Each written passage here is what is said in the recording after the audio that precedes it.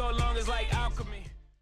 And it's funny because they say you don't really appreciate something until it's gone. This man had been gone for 26 days and he was back and he was in full effect. Curry, the early 3-ball. Now, Draymond Green, I don't want to dive too much into this, but you're going to see a technical foul called here. And he low-key makes threats to the referees, okay? This is an accumulative foul, and then another quick tee, and they're like, Day, hit the shower. So Draymond early exit after 10 minutes, but that's not what this night was about. It was about the chef back at home, cooking from behind the arc. He could do no wrong. The battery was fully charged between the legs, corner 3-ball. He had 7 of them in the first half alone, 21 points, but Memphis was game, hitting everything back and forth. Marc Gasol hot in his own right, but you can't stop the chef. Look at him trying to cool himself off going into the half. Third quarter, it was more of the same. They hand off. Zaza, by the way, had a monster game, but like I said, this was a one-man show. And he's like, I know these other guards think they hard, but I'm starting to feel like a splash guard. Now he gets Marc Gasol switched on him. What do you think's gonna happen? He dosey-dos him, turns him around, hits him with the clown. Now I want you to peep the Mick Jagger celebration at mid-court. The boy was on stage all night. 38, 10 threes in just 25 minutes in the return of one Wardell, Steph, and Curry. So, Chef back in the building, man. And ooh-wee, right? We knew he was ready. We knew he was working up a lather, getting back. He wanted to be 100. That battery was all the way charged. Please remove from the charger. Your battery is full, right? That was crazy. And first, I want to credit Memphis because the performance they put on against any other team would have got them a W, but they stepped into the kitchen and they got cooked by the chef, and he was just flowing. The first thing I noticed about him physically was he looked a little softer. And I think that was by design. We had talked about in the past or in the beginning of the season that added bulk, that added muscle in his upper body may have been affecting his touch from the perimeter. He was shooting a career low or is shooting a career low from the three-point line, but that thing's going to balance out, right? Now that he's recharged and he kind of just looks back to his normal frame and size, rhythm, everything was on. He didn't even seem to be out of shape. He only played 25 minutes, but he made every one of them count. Now let's address this Draymond situation a little bit. People on Twitter were like, what you mean? I tweeted out something to the effect of, I'm not going to defend Draymond. And what I mean by that is, yeah, the second tee was obviously super quick. Clearly, it wasn't about the second tee, and it may not even have been about something that he did on this night, right? It could have been something from last week.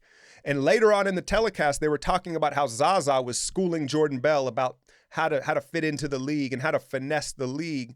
And he said, what you do is you learn all the referees' names. You call them by their names, right? I can guarantee you Draymond doesn't call them dudes by their names, right? There was the rim or backboard mic picked up his voice on the first technical, and he was saying something to the effect of like, I could promise you that. Oh, I could promise you that. I bet. And the tone and his body language, and I knew what that was immediately. That was like when you're kind of threatening somebody, like, oh, I can promise you that. I could promise you finna catch these hands. I can promise you that. Now, don't misquote me. I'm not saying he said he was going to throw hands on a ref. I'm just saying the tone in which he was saying that, I knew that tone. I recognized it right away, and he's basically low-key making threats. And it carries on. It's accumulative, right? And so that's why I meant I'm not going to defend Draymond. If you watch him on a night in and night basis, he's mad disrespectful to these dudes. We forget these refs are human beings. They're not robots. Yeah, they're going to hold on to shit. They're going to beef with these cats because they're humans. If they don't like Draymond, it's going to carry on through when they referee Draymond games. That's how the shit works. Draymond learned some finesse, brother. What else happened? So he only played 10 minutes. Jordan Bell played 19. He had 4 blocks. He kind of struggled with their bigger bodies. Jermichael Green, Ennis was hitting threes. Tyreek Evans went off. Marc Gasol, like I said, their effort was phenomenal. They kind of hurt us on the offensive glass. David West, though, 11 rebounds in 14 minutes. He did it very efficiently and very physically. And again, it was all about Steph on this night. KD was very happy to defer.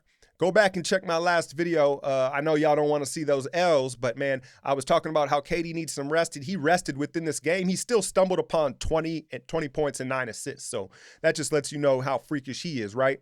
But it was funny because I also had tweeted something else about Defense, I don't even remember what it was. Something to the effect of, here's our offense, there goes our defense, right? And I think that there's a little psychological thing that takes place. Clearly, we had a whole new swag on offense. The gravity was very apparent from the start, and everybody just had an extra bounce and pep in their step, and that's how it should be. You want guys to be excited when your leader comes back, and it showed. Obviously, when they hang 140-something points, right? But I think that something happens psychologically on the defensive end where it's like, that the Warriors, the Warrior players know that they're going to hang a $120 something, right? So each defensive possession, there's just not that sense of urgency because it's like in the back of their minds, they're like, man, we're going to score a $120, a $130. I don't got to stop them this time. And I think that that's kind of what happens at times. And we saw that in the game. And like I said, Memphis matched our heat checks all the way pretty much till midway through the third quarter. It was a very impressive, fun game. They get some time off here, and then you're going to have Dallas and Houston. Patreons, you can see I'm delivering this one here live because it's a trending hot video. I want to get this out, but I'll have the extendo clip late morning, early afternoon tomorrow, and then I'm definitely going to have a big pregame live for these Houston matchups and some of these playoff matchups with the Spurs. You look at January's calendar, and there's going to be this is where the season's really going to pick up, and we're going to start to find out what's what. So I'm going to cover all that. Hit that like, share, and subscribe. I'm out, y'all.